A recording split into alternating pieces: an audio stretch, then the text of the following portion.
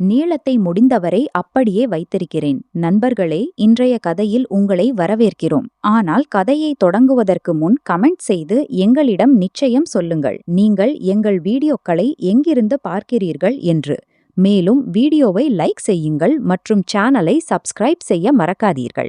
என் சவந்தி அம்மாவின் மரணத்திற்கு பிறகு அவர்களின் அறையை சுத்தம் செய்ய அவர்களின் அறைக்குச் சென்றபோது அங்கே எனக்கு ஒரு கடிதம் கிடைத்தது. அந்த கடிதத்தை நான் என் அப்பாவிடம் கொண்டு சென்றேன். அதை படித்த பிறகு அவர் என்னிடம் சொன்னார், மகளே, இந்த கடிதத்தை நான் படித்து காட்ட முடியாது, நீயே படித்துக்கொள். இதை சொல்லும்போது அவரது கண்களில் கண்ணீர் இருந்தது. அவர் ஏன் இப்படி சொல்கிறார் என்று எனக்கு புரியவில்லை. ஆனால் நான் அந்த கடிதத்தை படித்தபோது என் கால்களுக்கு கீழே பூமி சரிந்து போனது. என் பெயர் ரியா. எனக்கு ஒரு சிரித்து விளையாடும் மிகவும் மகிழ்ச்சியான குடும்பம் உள்ளது. என் அம்மாவின் பெயர் சுசீலா. என் அம்மா மிகவும் எளிமையான, நேர்மையான மற்றும் நல்ல மனம் கொண்ட பெண். அவர்கள் இன்றுவரை யாரையும் பற்றி கெட்ட எண்ணம் கொண்டதில்லை. அவர்கள் எப்போதும் மற்றவர்களுக்கு உதவ தயாராக இருப்பார்கள். மொகல்லாவில் யாருடைய வீட்டில் ஏதாவது பிரச்சனை வந்தால் முதலில் என் அம்மாவே அங்கே செல்வார்கள். யாராவது நோய்வாய்ப்பட்டால் அவர்களின் நிலைமையை விசாரிப்பார்கள். யாருடைய வீட்டில் உணவு பிரச்சனை இருந்தால் அமைதியாக உதவி செய்து விடுவார்கள். ஆனால் அதை யாரிடமும் சொல்வதில்லை. அவர்களின் நம்பிக்கை, யாருக்காவது உதவி செய்தால் அதை காட்டிக்கொள்ளக் கூடாது. என் அப்பாவின் பெயர் சஞ்சய் வர்மா. என் அப்பாவும் அதே போன்ற மனிதர். உழைப்பாளி, நேர்மையானவர் மற்றும் தனது குடும்பத்தை மிகவும் நேசிப்பவர். எனக்கு ஒரு சிறிய சகோதரனும் இருக்கிறான். அவன் பெயர் ராகுல். அவன் என்னை விட சில வயது சிறியவன். ஆனால் எங்களுக்கு இடையே மிக ஆழமான நட்பு இருந்தது. நாங்கள் இருவரும் எல்லா விஷயங்களையும் ஒருவருக்கொருவர் பகிர்ந்து கொள்வோம். சில சமயம் ஒன்றாக அமர்ந்து படிப்போம். சில சமயம் வீட்டின் முற்றத்தில் மணிக்கணக்கில் விளையாடுவோம். நான் ஏதாவது காரணத்தால் சோகமாக இருந்தால் ராகுல் என்னை சிரிக்க வைக்க பலவிதமான விஷயங்களை செய்வான். அவன் ஏதாவது பிரச்சனையில் இருந்தால் நான் எப்போதும் அவனோடு நின்றிருப்பேன். எங்கள் வீட்டில் எங்கள் பாட்டியும் வசித்தார்கள். அவர்கள் எங்கள் இருவரையும் மிகவும் நேசித்தார்கள். சிறு வயதிலிருந்தே எங்களை தங்கள் மடியில் வைத்து வளர்த்தார்கள். இரவில் அவர்கள் இல்லாமல் எங்களுக்கு தூக்கம் வராது. ஏனென்றால் அவர்கள் ஒவ்வொரு இரவும் புதிய புதிய கதைகளை சொல்லி எங்களை தூங்க வைப்பார்கள். சில சமயம் ராஜா ராணி கதைகள், சில சமயம் வீரர்களின் கதைகள். அவர்களின் பேச்சை கேட்டுக்கொண்டே எப்போது கண்மூடியது என்று எங்களுக்கு தெரியாது. பாட்டி எப்போதும் எங்களுக்கு நல்ல பண்புகளை கற்பிப்பார்கள். அவர்கள் சொல்வார்கள், வாழ்க்கையில் எவ்வளவு பெரிய மனிதனாக ஆனாலும் எப்போதும் ஏழை அல்லது தேவைப்படுபவரின் மனதை புண்படுத்தாதே. மேலே இருக்கும் கடவுள் எப்போதும் மனிதனின் செயல்களை பார்க்கிறார். எங்கள் குடும்பம் உண்மையிலேயே எல்லா வகையிலும் முழுமையானது. வீட்டில் எப்போதும் சிரிப்பும் மகிழ்ச்சியும் நிறைந்திருக்கும். காலையில் எல்லாரும் ஒன்றாக காலை உணவு சாப்பிடுவோம். பிறகு தங்கள் வேலைக்கு செல்வோம். மாலையில் மீண்டும் எல்லாரும் ஒன்றாக அமர்ந்து சாப்பிடுவோம். அப்போது அப்பா முழு நாள் நடந்த விஷயங்களை சொல்வார். நாங்கள் எல்லாரும் பெரிய கவனத்துடன் கேட்போம். என் அப்பாவுக்கு நகரத்தில் ஒரு பேப்பர் தொழிற்சாலை இருந்தது. பல வருட உழைப்புக்குப் பிறகு அவர் அந்த நிலையை அடைந்திருந்தார். தொழிற்சாலையில் பல்வேறு வகையான காகிதங்களும் பேப்பர் போர்டுகளும் தயாரிக்கப்பட்டன. அவற்றின் விநியோகம் பள்ளிகள், கல்லூரிகள், அலுவலகங்கள், கடைகள் மற்றும் பல பெரிய நிறுவனங்களுக்கு சென்றது. தொழிற்சாலை மிக பெரியது. அங்கே பல ஊழியர்கள் வேலை செய்தார்கள். சிலர் பெரிய பெரிய இயந்திரங்களை இயக்குவார்கள். சிலர் தயாரான பொருட்களை பேக்கிங் செய்வார்கள். சிலர் லாரிகளில் சரக்குகளை ஏற்றி வெவ்வேறு நகரங்களுக்கு அனுப்பும் வேலையை பார்ப்பார்கள். அப்பா ஒவ்வொரு காலையும் சரியான நேரத்தில் தொழிற்சாலைக்கு சென்று மாலை வரை அங்கேயே வேலையை கவனித்துக் கொள்வார். ஆனால் எவ்வளவு முக்கியமான வேலை இருந்தாலும் இரவு உணவை எப்போதும் எங்களுடன் சேர்ந்து சாப்பிடுவார். அவர் சொல்வார், குடும்பத்துடன் செலவிடும் நேரம்தான் மிகவும் முக்கியமானது. தொழிற்சாலையில் வேலை செய்பவர்கள் எல்லாரும் அவரை மிகவும் மதித்தார்கள். ஏனென்றால் அப்பா ஒருபோதும் எந்த ஊழியருடனும் தவறாக நடந்து கொண்டதில்லை. யாருடைய வீட்டில் ஏதாவது பிரச்சனை இருந்தால் அவர் உதவியும் செய்வார். அதனால்தான் நகரத்தில் அவருக்கு மிக நல்ல பெயர் இருந்தது. மக்கள் அவரை ஒரு பெரிய வியாபாரி என்று மட்டுமல்லாமல் ஒரு நல்ல மனிதர் என்றும் அறிவார்கள். எங்கள் வீட்டில் ஒருபோதும் எந்த விஷயத்திற்கும் குறைபாடு இல்லை. எங்களிடம் பெரிய வீடு இருந்தது. அதில் ஒவ்வொருவருக்கும் ஒவ்வொருவருக்கும் தனி அறை இருந்தது. வீட்டின் முன்னால் அழகான தோட்டம் இருந்தது. அங்கே பாட்டி காலை மாலை கடவுளின் பெயரை சொல்லிக்கொண்டே செடிகளுக்கு தண்ணீர் ஊற்றுவார்கள். அம்மாவுக்கு பூக்கள் மீது மிகுந்த ஆர்வம். அதனால் பல்வேறு வகையான பூக்களை நட்டிருந்தார்கள். முழு வீடும் எப்போதும் வாசனையால் நிறைந்திருக்கும். எங்கள் வீட்டில் வேலை செய்ய வேலைக்காரர்களும் இருந்தார்கள். ஆனாலும் அம்மா தாமே சமையலறைக்குச் சென்று எங்களுக்காக தன் கைகளால் உணவு தயாரிப்பார்கள். அவர்கள் சொல்வார்கள், தன் கைகளால் சமைத்த உணவில் இருக்கும் அன்பு வேறு எந்த பொருளிலும் இருக்காது. நானும் ராகுலும் நகரத்தின் சிறந்த பள்ளியில் படித்தோம். அப்பா எங்களுக்கு வாழ்க்கையின் ஒவ்வொரு நல்ல கல்வியும் கிடைக்க வேண்டும் என்று விரும்பினார். அதனால் அவர் ஒருபோதும் எங்கள் படிப்பில் குறைபாடு வரவிடவில்லை. எங்களுக்கு ஏதாவது புத்தகம் தேவைப்பட்டால் அன்றே கொண்டு வந்து தருவார். எங்களுக்கு ஏதாவது போட்டியில் பங்கேற்க வேண்டும் என்றால் எங்கள் துணிவை அதிகரிப்பார். அவர் எப்போதும் சொல்வார், பணம் சம்பாதிப்பது அவசியம், ஆனால் அதைவிட அவசியம் நல்ல கல்வியும் நல்ல மனிதனாக ஆவதும்தான். நான் படிப்பில் நன்றாக இருந்தேன். என் கனவு எதிர்காலத்தில் என் அப்பாவின் பெயரை மேலும் உயர்த்துவது. ராகுலும் படிப்புடன் விளையாட்டிலும் மிகவும் திறமையானவன். பள்ளியில் நடக்கும் பெரும்பாலான விளையாட்டுப் போட்டிகளில் அவன் பரிசு வென்று வருவான். அவன் கோப்பையை வீட்டுக்கு கொண்டு வந்தால் பாட்டி அவனை கட்டிப்பிடித்து சொல்வார்கள், என் பேரன் ஒரு நாள் மிகப்பெரிய மனிதனாக ஆவான். விடுமுறை நாட்களில் எங்கள் வீடு எந்த திருவிழாவை விடவும் குறைவில்லாமல் இருக்கும். சில சமயம் எல்லாரும் பிக்னிக்குக்கு செல்வோம், சில சமயம் எங்காவது சுற்றுலா செல்வோம். பலமுறை அப்பா எங்களை தன் தொழிற்சாலைக்கும் அழைத்துச் செல்வார். அங்கே சென்று காகிதம் எப்படி தயாரிக்கப்படுகிறது, இயந்திரங்கள் எப்படி வேலை செய்கின்றன, ஒரு பெரிய வியாபாரத்தை நேர்மையுடன் எப்படி நடத்த வேண்டும் என்று சொல்லித் தருவார். நான் பெரிய ஆர்வத்துடன் அவருடைய ஒவ்வொரு வார்த்தையையும் கேட்பேன். ஒரு நாள் நானும் அவருடன் சேர்ந்து வேலை செய்வேன் என்று நினைப்பேன். அப்பா எப்போதும் சொல்வார், மகன் மகள் என்று எந்த வித்தியாசமும் இல்லை, நீ முயற்சி செய்தால் எந்த வேலையும் செய்யலாம். அவருடைய இந்த வார்த்தைகள்தான் எனக்கு எப்போதும் முன்னேறும் துணிவை தந்தன. எங்கள் அம்மாவும் எங்களுக்கு எப்போதும் நல்ல பண்புகளை கற்பிப்பார்கள். அவர்கள் சொல்வார்கள், வாழ்க்கையில் எவ்வளவு பெரிய நிலையை அடைந்தாலும் ஒருபோதும் அகங்காரம் கொள்ளாதே.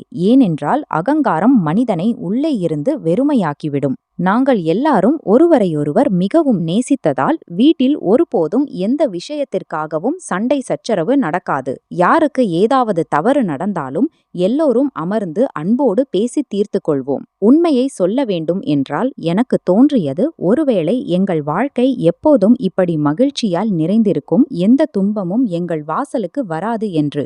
ஏனென்றால் அந்த நேரம் வரை எங்களுக்கு சிறிதும் தெரியாது விதி எங்களுக்காக எப்படிப்பட்ட திருப்பத்தை கொண்டு வரப்போகிறது என்று. அது எங்கள் முழு வாழ்க்கையையும் என்றென்றும் மாற்றிவிடும். என் அப்பாவின் தொழிற்சாலையில் பல பேர் வேலை செய்தார்கள். ஆனால் அவர்களில் ஒரு மனிதர் இருந்தார். அவர் மீது அப்பா மிகவும் நம்பிக்கை வைத்திருந்தார். அவர் தொழிற்சாலையின் மேலாளர். பல வருடங்களாக முழு நேர்மையுடன் அப்பாவுடன் வேலை செய்திருந்தார். தொழிற்சாலையின் ஒவ்வொரு சிறிய பெரிய பொறுப்பையும் அவரே கவனித்துக் கொண்டார். சில சமயம் அப்பா ஏதாவது வேலைக்காக வெளியூர் சென்றால் முழு தொழிற்சாலையும் அவரது நம்பிக்கையிலேயே நடந்தது. அவர் ஒருபோதும் அப்பாவின் நம்பிக்கையை உடைக்கவில்லை. இருவருக்கும் இடையிலான உறவு வெறும் முதலாளி ஊழியர் உறவு மட்டுமல்ல, அது குடும்ப உறவாக மாறிவிட்டிருந்தது. அவர் ஒவ்வொரு கடினமான நேரத்திலும் அப்பாவுடன் நின்றார். அப்பாவும் அவரை மிகவும் மதித்தார். ஆனால் ஒரு நாள் திடீரென ஒரு செய்தி வந்தது. அது எல்லோரையும் வருத்தப்படுத்தியது. வயது அதிகமானதால் அவரது உடல்நிலை மோசமானது. சில நாட்களுக்குள்ளேயே அவர் இறந்துவிட்டார். இந்த செய்தியை கேட்டதும் அப்பாவுக்கு மிகப்பெரிய அதிர்ச்சி ஏற்பட்டது. அவர் அன்றே தொழிற்சாலையின் எல்லா வேலைகளையும் விட்டுவிட்டு அவரது வீட்டிற்குச் சென்றார். அங்கே இருந்த சூழல் மிகவும் துக்கமாக இருந்தது. எல்லா பக்கங்களிலும் அழுகை ஒலிகள் கேட்டுக்கொண்டிருந்தன. அவரது வீடு சிறியதாக இருந்தது. இப்போது அங்கே அவரது ஒரே மகள் மட்டுமே இருந்தாள். அவளுடைய அம்மா ஏற்கனவே இறந்துவிட்டிருந்தார்கள். எனவே அவளுடைய அப்பாவே அவளுடைய முழு உலகமாக இருந்தார். இப்போது அவர் போன பிறகு அவள் முற்றிலும் தனியாக போய்விட்டாள். அவளுடைய வயதும் அதிகமில்லை, இளைஞ பெண். ஆனால் அவளுடைய தலையிலிருந்து தந்தையின் நிழல் நீங்கிவிட்டிருந்தது. அவள் தொடர்ந்து அழுது கொண்டே இருந்தாள். அவளுடைய நிலையை பார்த்தால் யாருடைய மனமும் உருகும். அப்பா அவளுடைய தந்தையின் இறுதி சடங்கின் முழு ஏற்பாட்டையும் தன் கைகளால் செய்தார். உறவினர்களுடன் பேசினார். தேவையான பொருட்களை வாங்கினார். மக்களை சமாளித்தார். எல்லா சடங்குகளும் முடியும் வரை அங்கேயே இருந்தார். எல்லோரும் சொல்லிக் கொண்டிருந்தார்கள், அப்பா இல்லையென்றால் இவ்வளவு சீக்கிரம் எதுவும் நடந்திருக்க முடியாது. எல்லா வேலைகளும் முடிந்த பிறகு அப்பா திரும்பிச் செல்லத் தொடங்கிய போது அந்த பெண் மீண்டும் உரக்க அழத் தொடங்கினாள். அவளுடைய கண்கள் வீங்கிப் போயிருந்தன. அவள் மீண்டும் மீண்டும் தன் அப்பாவை நினைத்து அழுது கொண்டிருந்தாள். அப்பா அவளிடம் சென்றார். அவளை சமாதானப்படுத்திக் கொண்டே சொன்னார், நீ முற்றிலும் தைரியத்தை இழக்காதே. இந்த உலகத்தில் இப்போது உனக்கு யாரும் இல்லை என்று நான் அறிவேன். உன் அப்பாவே உன் கடைசி ஆதரவாக இருந்தார். ஆனால் இப்போது நடந்ததை மாற்ற முடியாது. நீ தனியாக இல்லை. உனக்கு எப்போதாவது எந்த விஷயத்திற்கும் தேவைப்பட்டால், பணம் வேண்டுமானாலும், உதவி வேண்டுமானாலும் அல்லது வேறு எந்த பிரச்சனையாக இருந்தாலும் யோசிக்காமல் என்னை அழைத்துவிடு. பிதாஜி, நான் எவ்வளவு உதவ முடியுமோ அவ்வளவு உதவுவேன் என்று சொல்லி தன் போன் நம்பரை அவளுக்கு கொடுத்துவிட்டு வீடு திரும்பினார். அதற்கு பிறகு சில நாட்கள் வரை எல்லாம் முன்போலவே நடந்தது. பிதாஜி தினமும் ஃபேக்டரிக்கு சென்று தன் வேலையை பார்த்து மாலையில் வீடு திரும்புவார். வீட்டிலும் எல்லாம் சாதாரணமாகவே இருந்தது. ஆனால் ஒரு நாள் பிதாஜி ஃபேக்டரியில் உட்கார்ந்து சில முக்கியமான ஃபைல்களை பார்த்து கொண்டிருந்தார். அப்போது அவரது போன் ஒலித்தது. அவர் போனை எடுத்தபோது மறுபுறம் அதே பெண் இருந்தாள். அவளுடைய குரல் மிகவும் பயந்து போயிருந்தது. அவள் அழுது கொண்டே சொன்னாள், என் வீட்டு உரிமையாளர் என்னை வீட்டிலிருந்து வெளியேற்றுகிறார். என்னிடம் வாடகை செலுத்த பணம் இல்லை. நான் மிகவும் முயற்சி செய்துவிட்டேன். ஆனால் யாரும் எனக்கு உதவி செய்யவில்லை. நீங்கள் வர முடிந்தால் நான் உங்களுக்கு மிகவும் நன்றியுள்ளவனாக இருப்பேன். இவ்வளவு சொல்லி அவள் போனை துண்டித்து விட்டாள். பிதாஜி ஒரு நொடியும் தாமதிக்கவில்லை. ஏனென்றால் அவளுடைய தந்தை பல ஆண்டுகள் முழுமையான நேர்மையோடு அவரோடு வேலை செய்திருந்தார். எனவே அவளுடைய மகளை இந்த நிலையில் தனியாக விட்டுவிடுவது சரியல்ல என்று நினைத்தார். அவர் உடனடியாக ஃபேக்டரியிலிருந்து புறப்பட்டு அவளுடைய வீட்டை அடைந்தார். அங்கு சென்று பார்த்தபோது வீட்டு உரிமையாளர் அவளுடன் வாக்குவாதம் செய்து கொண்டிருந்தார். அவளுடைய பொருட்களை வெளியே வைக்கப் போவதாக சொல்லிக் கொண்டிருந்தார். பிதாஜி அவரை அமைதிப்படுத்தி இறுதியில் என்ன விஷயம் என்று கேட்டார். அவர் பல மாதங்களாக வாடகை நிலுவையில் இருப்பதாக சொன்னார். எனவே இப்போது அவளை வீட்டை காலி செய்ய சொல்கிறார். பிதாஜி எந்த விவாதமும் இல்லாமல் எவ்வளவு பணம் கொடுக்க வேண்டும் என்று கேட்டார். அவர் சொன்ன வாடகை முழுவதையும் பிதாஜி அவரிடம் கொடுத்துவிட்டார். வீட்டு உரிமையாளரும் அமைதியாகி இப்போது அந்த பெண் அங்கேயே வசதியாக இருக்கலாம் என்றார். பிதாஜி பின்னர் அந்த பெண்ணிடம், இனிமேல் ஏதாவது பிரச்சனை வந்தால் பயப்படாதே. ஆனால் உன்னை பலவீனமானவள் என்றும் நினைக்காதே என்று புரிந்து கொள்ளச் சொன்னார். இவ்வளவு சொல்லி அவர் தன் வீடு திரும்பினார். அதற்கு பிறகு மீண்டும் சில நாட்கள் கடந்தன. எல்லாம் முன்போலவே நடக்கத் தொடங்கியது. ஆனால் ஒரு இரவு வந்தது. அது எங்கள் முழு வாழ்க்கையையும் மாற்றியது. அந்த இரவு நாங்கள் அனைவரும் தங்கள் தங்கள் அறைகளில் தூங்கிக் கொண்டிருந்தோம். வீட்டில் எல்லா பக்கங்களிலும் அமைதி நிலவியது. அப்போது நள்ளிரவில் திடீரென பிதாஜியின் போன் ஒலித்தது. அவர் தூக்கத்திலேயே போனை எடுத்தபோது மறுபுறம் அதே பெண் இருந்தாள். இந்த முறை அவளுடைய குரல் முன்பை விட அதிகமாக பயந்து போயிருந்தது. அவள் உரக்க அழுது கொண்டும் நடுங்கியபடியும் சொன்னாள், என் வீட்டில் சிலர் புகுந்து விட்டார்கள். எனக்கு மிகவும் பயம். என்னை காப்பாற்றுங்கள். இதற்கு மேல் அவள் எதுவும் பேச முடியாமல் திடீரென போன் துண்டிக்கப்பட்டது. பிதாஜி முழுவதும் பயந்து விட்டார். அவர் விரைவாக உடைகளை மாற்றி யாரையும் எழுப்பாமல் உடனடியாக அவளுடைய வீட்டை நோக்கி புறப்பட்டார். அவர் அங்கு சென்றபோது வீட்டின் கதவு திறந்திருந்தது. ஆனால் உள்ளே எந்த ஆணும் இல்லை. அந்த பெண் மட்டும் ஒரு மூலையில் உட்கார்ந்து அழுது கொண்டிருந்தாள். அவளுடைய நிலை மிகவும் மோசமாக தெரிந்தது. அவள் பயத்தால் நடுங்கிக் கொண்டிருந்தாள். பிதாஜி அவளிடம் இறுதியில் என்ன நடந்தது, யார் அந்த மக்கள் என்று கேட்டார். அவள் அழுது கொண்டே சொன்னாள், சிலர் வலுக்கட்டாயமாக என் வீட்டில் புகுந்தார்கள். நான் மிகவும் பயந்துவிட்டேன். நான் அவர்களிடம் நான் போலீசுக்கு போன் செய்வேன் என்றேன். ஆனால் அவர்கள் கேட்கவில்லை. பிறகு நான் ஓடி அறைக்குள் சென்று போலீசுக்கு போன் செய்வது போல் நடித்தேன். அப்போது வெளியே இருந்து ஒரு காரின் ஹார்ன் ஒலித்தது. அவர்களுக்கு உண்மையிலேயே போலீஸ் வந்துவிட்டதாக தோன்றியது. எனவே அவர்கள் பயந்து ஓடிவிட்டார்கள். நான் மிகவும் பயந்துவிட்டேன். இன்று நீங்கள் வராவிட்டால் என்ன ஆகியிருக்கும் என்று தெரியவில்லை. இதை சொல்லிக்கொண்டே அவள் மீண்டும் அழத் தொடங்கினாள். பிதாஜி அவளை தொடர்ந்து ஆறுதல் படுத்தினார். இப்போது பயப்பட வேண்டியதில்லை. ஆனால் அப்போது அவள் திடீரென அப்படி ஒரு விஷயத்தை சொன்னாள். அதை பிதாஜி கூட எதிர்பார்க்கவில்லை. அவள் அழுது கொண்டே சொன்னாள், நான் இந்த உலகத்தில் முழுவதும் தனியாக இருக்கிறேன். ஒரு தனிமையான பெண்ணுக்கு வாழ்வது எவ்வளவு கடினம் என்பது இப்போது எனக்கு புரிகிறது. எல்லாரும் என்னை பலவீனமானவள் என்று நினைக்கிறார்கள். இன்று நீங்கள் என்னுடன் இல்லாவிட்டால் ஒருவேளை நான் தப்பித்திருக்கவும் முடியாது. பிறகு அவள் தைரியத்தை திரட்டி சொன்னாள், நீங்கள் என்னை மணந்து கொண்டால் எனக்கு ஒரு ஆதரவு கிடைக்கும். பிறகு யாரும் என்னை இந்த விதமாக தொந்தரவு செய்ய மாட்டார்கள். நான் உங்கள் வாழ்க்கையில் எந்த பிரச்சனையும் ஆகமாட்டேன். நான் எல்லாருடனும் சேர்ந்து வாழ்வேன். எனக்கு உங்கள் பெயரை மட்டும் கொடுங்கள். அதனால் மக்கள் என்னை தனியாக நினைத்து தொல்லை கொடுக்க மாட்டார்கள். அவளுடைய பேச்சை கேட்டு பிதாஜி சில நேரம் மௌனமாக இருந்தார். அவருக்கு என்ன பதில் சொல்வது என்று புரியவில்லை. பிறகு அவர் மெதுவாக சொன்னார், நீ அறிவாய், நான் ஏற்கனவே திருமணம் செய்து கொண்டவன். என் மனைவி இருக்கிறாள். என் 2 குழந்தைகள் இருக்கிறார்கள். நான் இப்படி எப்படி செய்ய முடியும்? அவள் உடனே சொன்னாள், ஆம், நான் எல்லாம் அறிவேன். உங்கள் மனைவி மற்றும் குழந்தைகளை பற்றியும் அறிவேன். ஆனால் நான் யாரிடமிருந்தும் எதையும் பறிக்க விரும்பவில்லை. நான் எல்லாருடனும் அன்புடன் வாழ்வேன். எனக்கு ஒரு ஆதரவு மட்டும் தேவை. அதை தவிர வேறு எதுவும் தேவையில்லை. அவளுடைய பேச்சுகளை கேட்டு பிதாஜி ஆழமான சிந்தனையில் ஆழ்ந்தார். அந்த பெண் பார்க்கவும் மிகவும் அழகாக இருந்தாள். அந்த நேரத்தில் அவளுடைய உதவியற்ற நிலையை பார்த்து பிதாஜியின் மனம் முழுவதும் உருகிவிட்டது. ஒருவேளை அவர் அவளுக்கு ஆதரவு கொடுக்காவிட்டால் அவள் உண்மையிலேயே முழுவதும் தனியாக இருந்துவிடுவாள் என்று அவருக்கு தோன்றியிருக்கலாம். அதே உணர்ச்சியில் அவர் அவசரத்தில் முடிவு எடுத்து விட்டார். அடுத்த நாளே யாருக்கும் சொல்லாமல் அவளை மணந்து கொண்டார். பிதாஜி அவளை தன்னுடன் வீட்டுக்கு அழைத்து வந்தபோது நாங்கள் அனைவரும் ஆச்சரியத்தில் ஆழ்ந்தோம். யாருக்கும் இது எப்படி இவ்வளவு சீக்கிரத்தில் நடந்தது என்று புரியவில்லை. என் அம்மா கதவுக்கு அருகில் நின்று எல்லாவற்றையும் பார்த்து கொண்டிருந்தார்கள். அவர்களுடைய முகத்தில் வலி தெளிவாக தெரிந்தது. ஆனால் அவர்கள் ஒரு வார்த்தையும் சொல்லவில்லை. அவர்கள் எப்போதும் தங்கள் குடும்பத்தை முதலில் வைத்திருந்த பெண்மணி. அவர்கள் தங்கள் துன்பத்தை தங்கள் இதயத்திலேயே அடக்கி வைத்துக் கொண்டார்கள். நான் அப்போது 12ஆம் வகுப்பில் படித்துக் கொண்டிருந்தேன். சரியும் தவறும் வேறுபடுத்தி பார்க்கும் அளவுக்கு புரிதல் இருந்தது. எனக்கு இவை எல்லாம் முழுவதும் பிடிக்கவில்லை. என் இதயம் உடைந்தது. என் அம்மாவுக்கு மிகவும் வருத்தமாக இருந்தது.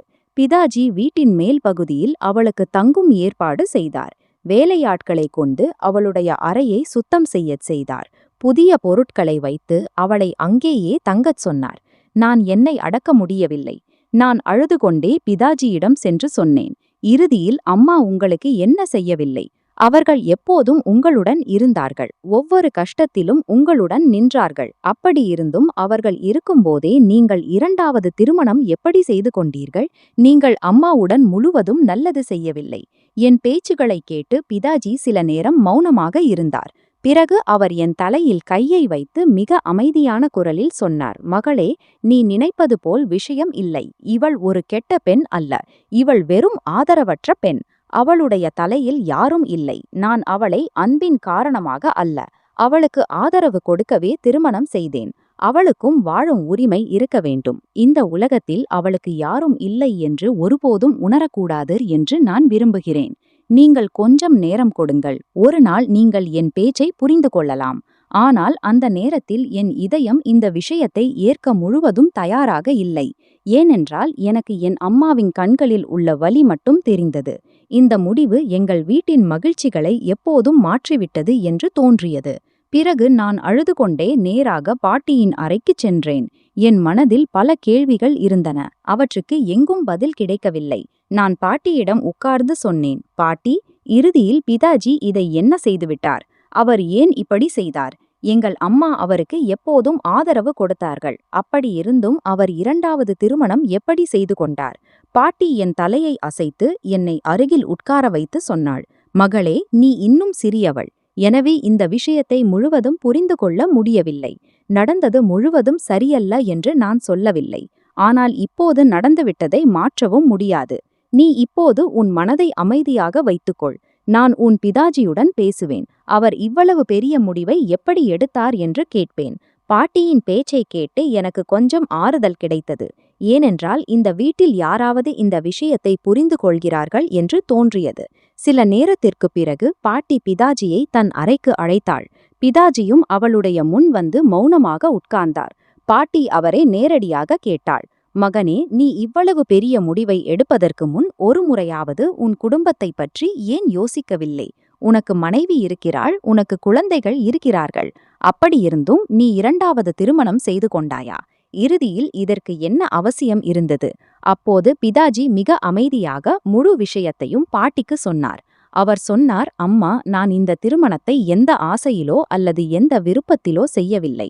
அந்த பெண்ணுக்கு இந்த உலகத்தில் யாரும் இல்லை. அவளுடைய தந்தை முழு வாழ்க்கையும் என்னுடன் நேர்மையோடு வேலை செய்தார். அவர்கள் போன பிறகு அவள் முழுவதும் தனியாக இருந்தாள். முதலில் வீட்டு உரிமையாளர் அவளை வீட்டிலிருந்து வெளியேற்றினார். பிறகு ஒரு நாள் நள்ளிரவில் அவள் அழுது கொண்டே எனக்கு போன் செய்து சிலர் அவளுடைய வீட்டில் புகுந்து விட்டார்கள் என்றாள்.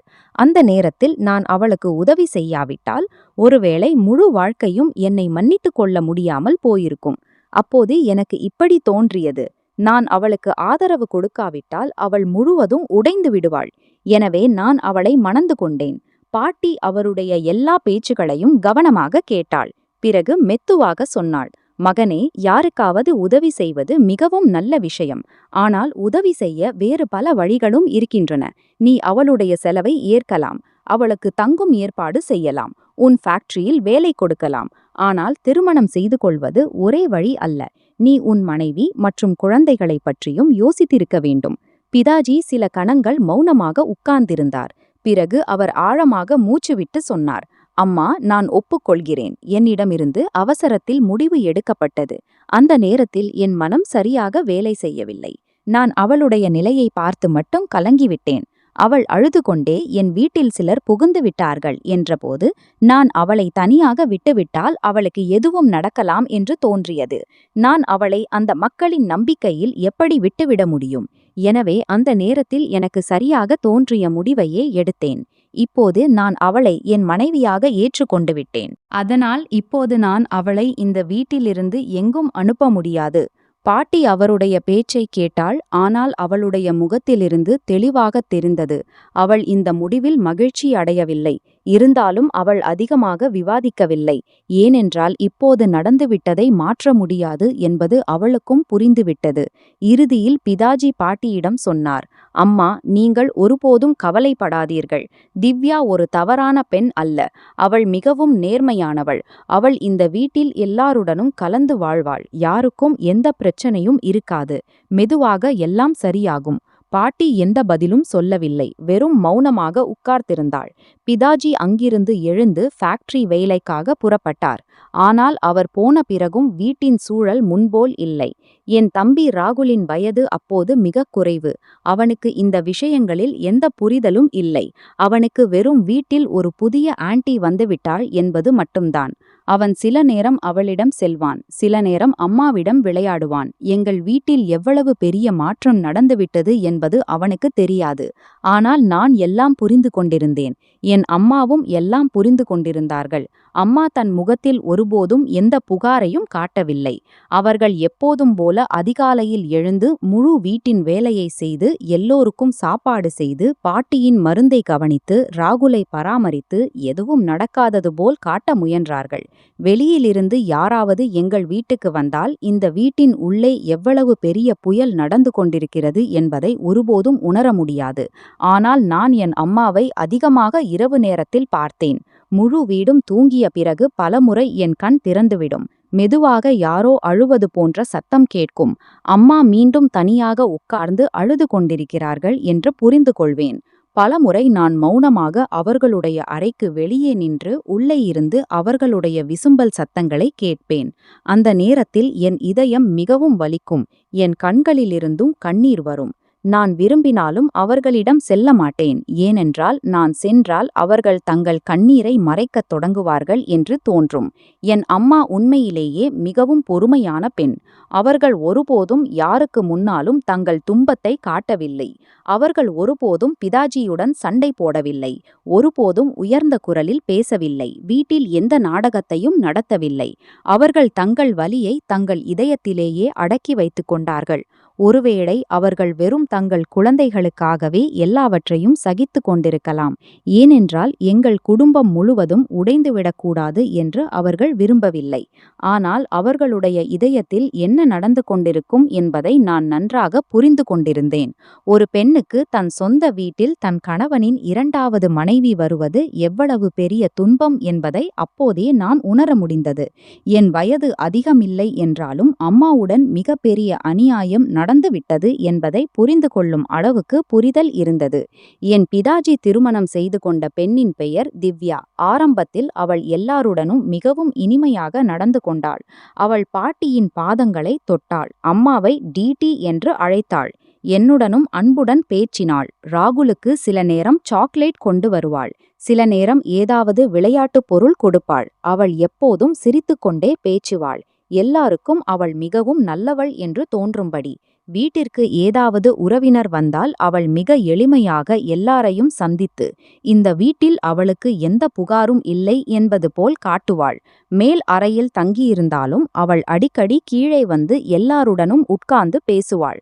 பலமுறை அவள் அம்மாவின் சமையலறைக்குள் சென்று நான் உங்களுக்கு உதவி செய்து விடுகிறேன் என்பாள். ஆனால் அம்மா எப்போதும் சிரித்துக்கொண்டே விடுங்கள், நான் செய்து கொள்கிறேன் என்பார்கள். வெளியில் இருந்து பார்ப்பவர்களுக்கு எங்கள் வீட்டில் எல்லாரும் மிகவும் அன்புடன் வாழ்கிறார்கள் என்று தோன்றலாம். ஆனால் என் மனதில் அவளுக்காக ஆரம்பத்திலிருந்தே ஒரு விசித்திரமான அமைதியின்மை இருந்தது. ஏனென்றால் அவளுடைய ஒவ்வொரு பேச்சும் பாசாங்கு போல் தோன்றியது. அவள் எவ்வளவு நேர்மையானவள் போல் நடிக்கிறாளோ அவ்வளவு நேர்மையானவள் இல்லை என்று தோன்றியது. அவளுடைய புன்னகை எனக்கு போலியாக தோன்றியது. அவளுடைய இனிமையான பேச்சுகளும் என் இதயத்தை ஒருபோதும் தொடவில்லை. நான் அவளை பார்த்த போதெல்லாம் எனக்கு அம்மாவின் ஈரமான கண்கள் நினைவுக்கு வரும். எனவே விரும்பினாலும் நான் அவளை என் வகையாக ஏற்க முடியவில்லை. நான் அவளிடமிருந்து முடிந்தவரை தூரம் வைத்து கொண்டேன். என் இதயத்தில் அவளுக்காக எந்த அன்பும் இல்லை. மாறாக ஒவ்வொரு நாளும் அவள் மீதான நம்பிக்கை இன்னும் குறைந்து கொண்டே வந்தது. ஏனென்றால் ஏதோ காரணத்தால் அவளுடைய உண்மையான முகம் இன்னும் எங்கள் முன் வரவில்லை என்று மீண்டும் மீண்டும் தோன்றியது. ஆரம்பத்தில் திவ்யா இந்த வீட்டோடு மிகவும் பிணைப்பு உள்ளவள் போல் இருந்தாள். ஆனால் மெதுவாக அவளுடைய உண்மையான நடத்தை எல்லோர் முன்பும் தெரியத் தொடங்கியது. முன்பு அவள் எல்லோருடனும் இனிமையாக பேசுவாள். ஆனால் இப்போது அவள் வீட்டின் எந்த மனிதரையும் கவனிப்பதை ஏறக்குறைய விட்டுவிட்டாள். என் அம்மா முன்போலவே முழு வீட்டின் பொறுப்பையும் தன் மேல் எடுத்து கொண்டிருந்தார்கள். எங்கள் வீட்டில் ஒரு பெண் சற்று உதவி செய்து சாப்பாடு செய்வாள். ஆனால் அதை தவிர முழு வீட்டையும் என் அம்மா தனியாக கவனித்தார்கள். காலையில் முதலில் எழுதல், சுத்தம் செய்தல், காலை உணவு தயாரித்தல், எல்லோருக்கும் தேநீர் செய்தல், பாட்டியின் மருந்தை நேரத்திற்கு கொடுத்தல், அவர்களுடைய உடைகளை கவனித்தல், முழு வீட்டின் சுத்தத்தை பார்த்தல், வேலையாட்களுக்கு வேலை விளக்குதல், மதிய உணவு செய்தல், பிறகு மாலை தயாரிப்பு, இந்த எல்லா வேலைகளையும் அவர்கள் தனியாக செய்தார்கள். பாட்டியின் வயது மிகவும் அதிகமாகிவிட்டது. அவர்களுடைய முழங்கால்களில் அடிக்கடி வலி இருக்கும். எனவே அம்மா ஒவ்வொரு இரவும் அவர்களுடைய முழங்கால்களில் எண்ணெய் தடவி மெதுவாக மசாஜ் செய்வார்கள், அவர்களுக்கு ஆறுதல் கிடைக்கும்படி. பாட்டியும் எப்போதும் அம்மாவை தன் மகள் போல் மதித்து மீண்டும் மீண்டும் சொல்வார்கள். இப்படிப்பட்ட மருமகள் எல்லாருக்கும் கிடைப்பதில்லை. ஆனால் அம்மா ஒருபோதும் தன் புகழை கேட்டு மகிழவில்லை. அவர்கள் எப்போதும் இது எல்லாம் என் கடமை என்றே சொல்வார்கள். மறுபுறம் திவ்யாவின் நடத்தை முழுவதும் வேறுபட்டது. அவளுக்கு வீட்டின் எந்த வேலையிலும் எந்த அக்கறையும் இல்லை. அவள் காலையில் தாமதமாக எழுந்து பிறகு தன் அறைக்குள் சென்று விடுவாள். சில நேரம் டிவி பார்த்து கொண்டிருப்பாள். சில நேரம் மணிக்கணக்காக போன் பேசிக் கொண்டிருப்பாள். சில நேரம் யாருடனும் பேசாமல் இருப்பாள். யாராவது அவளிடம் ஏதாவது வேலை செய்யச் சொன்னால் அவளுடைய முகத்தில் தெளிவான எரிச்சல் தெரியும். இந்த வீட்டின் எந்த பொறுப்பும் தனக்கு இல்லை என்று அவளுக்கு தோன்றும். மெதுவாக அவள் எல்லாரிடமிருந்தும் தூரம் வைத்து கொண்டாள். எனக்கு அதிகமாக வருத்தமாக இருந்தது. அவள் என் தம்பி ராகுலை அருகில் உட்கார வைத்து தவறான விஷயங்களை கற்பித்தபோது சில நேரம் நீ யாருடைய பேச்சையும் கேட்கக்கூடாது என்பாள். சில நேரம் அவனுக்கு பிடிவாதம் செய்ய கற்பிப்பாள். சில நேரம் உன் அம்மா உன்னை காரணமின்றி திட்டுகிறார்கள் என்பாள். ஆனால் என் அம்மா அவனை மிகவும் அன்புடன் வளர்த்தார்கள். ராகுல் சிறியவன், எனவே அவனுக்கு சரியும் தவறும் புரியவில்லை. அவன் சில நேரம் அவளுடைய பேச்சுகளில் சிக்கி அம்மாவுக்கு பதில் சொல்லத் தொடங்குவான். அம்மா அவனை அன்புடன் புரிந்து கொள்ள சொல்வார்கள். ஆனால் இவை எல்லாம் திவ்யாவின் காரணத்தால் நடந்து கொண்டிருக்கிறது என்பதை நான் புரிந்து கொண்டிருந்தேன். மெதுவாக வீட்டின் சூழல் மாறத் தொடங்கியது. மிகப்பெரிய விஷயம் நடந்தது. ஒரு நாள் திவ்யா பாட்டியுடன் அப்படிப்பட்ட முரட்டுத்தனத்தை செய்தாள். அதை யாரும் கற்பனை கூட செய்யவில்லை.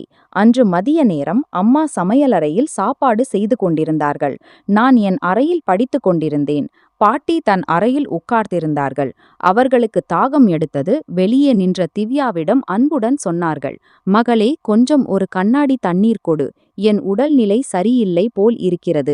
ஆனால் பாட்டியின் பேச்சை கேட்டதும் திவ்யாவின் முகம் மாறிவிட்டது. அவள் மிக உரத்த குரலில் சொன்னாள், நான் உங்களுடைய வேலைக்காரி அல்ல, எப்போதும் உங்களுக்கு சேவை செய்வதற்காக. நீங்கள் என்னை உங்கள் முதல் மருமகள் போல் நினைத்து கொண்டீர்களா? அவள் இரவும் பகலும் உங்கள் வேலை செய்தாள். நான் அப்படிப்பட்டவள் அல்ல. நான் இங்கு யாருக்கும் வேலை செய்ய வரவில்லை. யாருக்கு என்ன வேண்டுமோ அவர்களே போய் எடுத்துக்கொள்ளலாம். அவளுடைய உயர்ந்த குரல் முழு வீட்டிலும் கேட்டது. பாட்டி சில கணங்கள் முழுவதும் மௌனமாகிவிட்டார்கள். அவர்களுடைய முகத்தில் மிக பெரிய துன்பம் தெளிவாக தெரிந்தது. அவர்கள் வாழ்க்கையில் ஒருவேளை முதல் முறையாக ஒரு மருமகளிடமிருந்து தங்களுக்காக இப்படிப்பட்ட பேச்சை கேட்டிருக்கலாம். அம்மா சமையலறையிலிருந்து வெளியே வந்து எதுவும் சொல்லாமல் தாங்களே பாட்டிக்கு தண்ணீர் எடுத்து சென்றார்கள். அவர்கள் திவ்யாவுடன் விவாதிக்கவில்லை, எந்த பதிலும் சொல்லவில்லை. ஆனால் அவர்களுடைய முகத்திலும் துன்பம் தெளிவாக தெரிந்தது. மாலையில் பிதாஜி ஃபேக்டரியிலிருந்து திரும்பிய போது பாட்டி அவருக்கு எல்லா விஷயத்தையும் சொன்னார்கள். பாட்டியின் பேச்சை கேட்டதும் பிதாஜியின் முகம் கோபத்தால் நிறைந்தது. அவர் நேராக மேலே திவ்யாவின் அறைக்குச் சென்று கடுமையான குரலில் சொன்னார், உனக்கு எப்படி தைரியம் வந்தது என் அம்மாவிடம் இப்படி பேச? இன்று வரை என் முதல் மனைவி ஒருபோதும் என் அம்மாவை அவமதிக்கவில்லை. அவள் எப்போதும் என் அம்மாவை தன் அம்மா போல் நினைத்து அவர்களுக்கு சேவை செய்தாள். ஒருபோதும் உயர்ந்த குரலில் கூட பேசவில்லை. ஆனால் நீ சில நாட்களிலேயே இவ்வளவு மாறிவிட்டாயா? இந்த வீட்டில் இருக்க வேண்டுமானால் எல்லோருடனும் மரியாதையுடன் நடந்து கொள்ள கற்றுக்கொள். திவ்யா முதலில் விவாதிக்கத் தொடங்கினாள். ஆனால் பிதாஜியின் கோபம் அதிகரித்தபோது அவள் மௌனமாகிவிட்டாள். இருந்தாலும் அவளுடைய முகத்திலிருந்து தெளிவாக தெரிந்தது, அவளுக்கு தன் தவறுக்காக எந்த வருத்தமும் இல்லை. அந்த நாளுக்கு பிறகும் அவளுடைய நடத்தை அதிகம் மாறவில்லை. அவள் முன்போலவே எல்லோரிடமிருந்தும் தனியாக இருந்தாள். சிறிய சிறிய விஷயங்களில் பிதாஜியுடன் சண்டை போட்டுக் கொண்டிருந்தாள். இருவருக்கும் இடையே விவாதம் நடந்தபோதெல்லாம் பிதாஜி அடிக்கடி என் அம்மாவை உதாரணம் காட்டி சொல்வார், பார், ஒருபுறம் உன் டிடி இருக்கிறார்கள், அவர்கள் ஒருபோதும் யாருடனும் உயர்ந்த குரலில் பேசவில்லை. மறுபுறம் நீ இருக்கிறாய், ஒவ்வொரு விஷயத்திலும் சண்டை போட்ட தொடங்குகிறாய். மனிதனின் நன்மை அவளுடைய நடத்தையிலிருந்து தெரிகிறது. வெறும் பேச்சுகளால் யாரும் நல்லவராக மாறமாட்டார்கள். எனக்கு பலமுறை தோன்றியது. இப்போது பிதாஜிக்கும் மெதுவாக தன் தவறு தெரிய தொடங்கியிருக்கலாம். ஒருவேளை என் அம்மா போன்ற நேர்மையான, எல்லோரையும் கவனிக்கும் பெண் உண்மையிலேயே மிக குறைவாகவே இருக்கிறார்கள் என்பது அவருக்கு புரிய தொடங்கியிருக்கலாம். ஆனால் இப்போது நடந்துவிட்டதை மாற்ற முடியாது. நேரம் தன் வேகத்தில் முன்னேறிக்கொண்டே இருந்தது. பிறகு ஒரு நாள் எங்கள் வாழ்க்கையில் அப்படிப்பட்ட ஒரு துன்பம் விழுந்தது. அதை யாரும் ஒருபோதும் கற்பனை கூட செய்யவில்லை. அன்றும் மற்ற நாட்களைப் போலவே அம்மா காலையிலிருந்தே வேலையில் மூழ்கியிருந்தார்கள். அவர்கள் எல்லாருக்கும் காலை உணவு கொடுத்தார்கள். பாட்டிக்கு மருந்து கொடுத்தார்கள். ராகுலை தயார் செய்தார்கள். பிறகு மதிய உணவு தயாரிக்க சமையலறைக்கு சென்றார்கள். நான் என் அறையில் இருந்தேன். அப்போது திடீரென சமையலறை பக்கத்திலிருந்து யாரோ உரக்க கத்தும் சத்தம் கேட்டது. நான் பயந்து ஓடிச் சென்றேன். அப்போது பார்த்தேன், சமையலறையில் நெருப்பு பரவிவிட்டிருந்தது. அம்மாவின் துப்பட்டா நெருப்பில் சிக்கியிருந்தது. சில கணங்களிலேயே நெருப்பு அவர்களுடைய உடைகள் வரை பரவியது. அம்மா தன்னை காப்பாற்ற முயன்று கொண்டிருந்தார்கள். உரக்க உதவி கேட்டு அழைத்து கொண்டிருந்தார்கள். நான் உரக்க கத்தினேன். வீட்டின் மற்றவர்களும் ஓடி வந்தார்கள். நாங்கள் அனைவரும் சேர்ந்து எப்படியாவது நெருப்பை அணைக்க முயன்றோம். யாரோ போர்வை போட்டார்கள், யாரோ தண்ணீர் கொண்டு வந்தார்கள். ஆனால் நெருப்பு மிக வேகமாக பரவிவிட்டிருந்தது. அம்மா மோசமாக எரிந்து விட்டார்கள். என் நிலையும் மோசமாகிவிட்டது. என் கைகள் நடுங்கின. நான் அழுது கொண்டே மீண்டும் மீண்டும் அம்மாவை அழைத்து கொண்டிருந்தேன். அதே நேரத்தில் நான் பயந்து பிதாஜிக்கு ஃபோன் செய்து அழுது கொண்டே வெறும் இவ்வளவுதான் சொல்ல முடிந்தது, சீக்கிரம் வீட்டுக்கு வாருங்கள், அம்மாவின் நிலை மிகவும் மோசமாக இருக்கிறது. பிதாஜி ஃபேக்டரியிலிருந்து எல்லாவற்றையும் விட்டு ஓடி வீட்டை அடைந்தார். அவர் அம்மாவை பார்த்ததும் அவரது கால்களுக்கு கீழே பூமி சறுக்கிவிட்டது போல் ஆனது. அவர் ஒரு நொடியும் வீணாக்காமல் அம்மாவை தூக்கினார். நாங்கள் அனைவரும் உடனடியாக மருத்துவமனையை நோக்கி ஓடினோம். முழு வழியிலும் நான் அம்மாவின் கையை பிடித்து அழுது கொண்டே மீண்டும் மீண்டும் சொல்லிக் கொண்டிருந்தேன், நீங்கள் எங்களை விட்டு சென்று விடாதீர்கள். ஆனால் அவர்களுடைய நிலை தொடர்ந்து மோசமாகிக் கொண்டே இருந்தது. மருத்துவமனையை அடைந்ததும் மருத்துவர்கள் அவர்களை உடனடியாக உள்ளே அழைத்துச் சென்றார்கள். நாங்கள் அனைவரும் வெளியே நின்று மேலே உள்ளவரிடம் பிரார்த்தனை செய்து கொண்டிருந்தோம். எப்படியாவது அம்மா பிழைத்து விட வேண்டும். ஆனால் சில நேரத்திற்கு பிறகு மருத்துவர் வெளியே வந்தார். அவருடைய முகத்தில் தீவிரம் தெளிவாக தெரிந்தது. அவர் மெதுவாக சொன்னார், நாங்கள் முழு முயற்சி செய்தோம். ஆனால் அவர்கள் மிக அதிகமாக எரிந்துவிட்டார்கள். எங்களுக்கு வருத்தம். இப்போது மிகவும் தாமதமாகிவிட்டது. நாங்கள் அவர்களை காப்பாற்ற முடியவில்லை. மருத்துவரின் இந்த பேச்சை கேட்டதும் என் முழு உலகமும் ஒரு கணத்தில் முடிந்துவிட்டது போல் தோன்றியது. என் காதுகளில் எதுவும் கேட்காமல் போனது. நான் அங்கேயே தரையில் உட்கார்ந்து உரக்க அழத் தொடங்கினேன். ராகுலுக்கு எதுவும் புரியவில்லை. அவன் மீண்டும் மீண்டும் கேட்டான், அம்மா எப்போது வீட்டுக்கு வருவார்கள்? பாட்டியின் கண்களிலிருந்து தொடர்ந்து கண்ணீர் வழிந்தது. பிதாஜி முழுவதும் கல்லை போல் நின்றிருந்தார். அவருடைய கண்களில் வருத்தம், வலி, உடைவு ஒன்றாக தெரிந்தன. அன்று என் அம்மா எப்போதும் எங்களிடமிருந்து தொலைவுக்குச் சென்று விட்டார்கள். அவர்கள் போனதோடு எங்கள் வீட்டின் அமைதி, அந்த அன்பு, அந்த பாசம் எல்லாம் எப்போதும் முடிந்துவிட்டது போல் ஆனது. என் அம்மா எனக்கும் என் தம்பி ராகுலுக்கும் வெறும் அம்மா அல்ல, எங்கள் முழு உலகம். எங்கள் ஒவ்வொரு மகிழ்ச்சியும் அவர்களிடமிருந்து தொடங்கும். ஒவ்வொரு துன்பமும் அவர்களிடம் சென்று முடியும். அவர்கள் எங்களுடன் இருக்கும் வரை ஒரு மனிதனின் வாழ்க்கையில் அம்மா இருப்பது எவ்வளவு பெரிய ஆதரவு என்பதை நாங்கள் ஒருபோதும் உணரவில்லை. ஆனால் அவர்கள் எங்களை விட்டுச் சென்ற அன்றே எங்கள் வாழ்க்கை முழுவதும் மாறிவிட்டது. வீடு அதைதான், மக்களும் அதைதான்.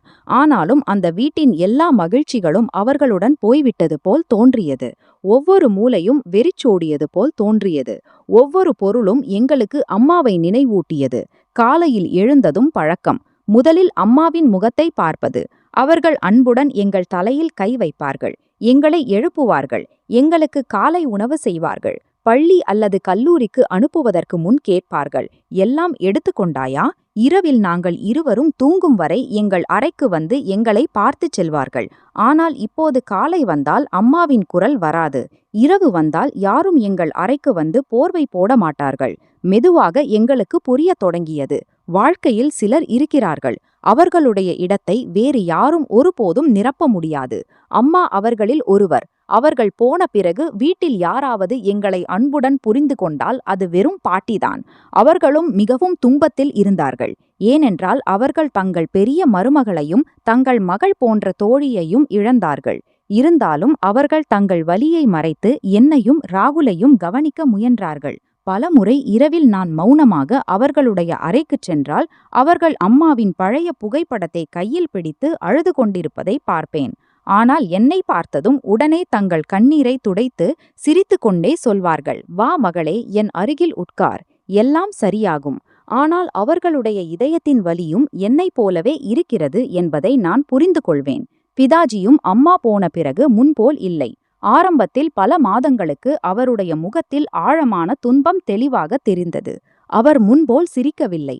ஃபேக்டரியிலிருந்து வீட்டுக்கு வந்தால் நேராக தன் அறைக்கு சென்று விடுவார். பலமுறை நான் அவரை தனியாக உட்கார்ந்து அம்மாவின் புகைப்படத்தை பார்த்து கொண்டிருப்பதை பார்த்திருக்கிறேன். ஒருவேளை அவருக்கும் தன் தவறு தெரிந்திருக்கலாம். ஒருவேளை முழு வாழ்க்கையும் எந்த புகாரும் இல்லாமல் தன்னுடன் இருந்த பெண்ணின் மதிப்பை அவர் மிகவும் தாமதமாக புரிந்து கொண்டார் என்பது அவருக்கு தெரிந்திருக்கலாம். ஆனால் இப்போது வருத்தப்பட்டால் எதுவும் மாறப்போவதில்லை. அம்மா திரும்பி வர முடியாது. மறுபுறம் திவ்யாவின் நடத்தை திடீரென மாறத் தொடங்கியது. அம்மா இருக்கும்போது வீட்டின் எந்த வேலையையும் கையால் கூட தொடாத பெண் இப்போது எல்லோர் முன்பும் மிகவும் பொறுப்பாளியாக மாறத் தொடங்கினாள். அவள் என்னுடனும் ராகுலுடனும் மிகவும் அன்புடன் பேசினாள். பாட்டியின் நிலையையும் கேட்டாள். வீட்டின் வேலைகளிலும் ஆர்வம் காட்டத் தொடங்கினாள். ஆரம்பத்தில் எங்களுக்கு தோன்றியது, ஒருவேளை அம்மா போன பிறகு அவளுக்கு தன் தவறுகள் தெரிந்திருக்கலாம்.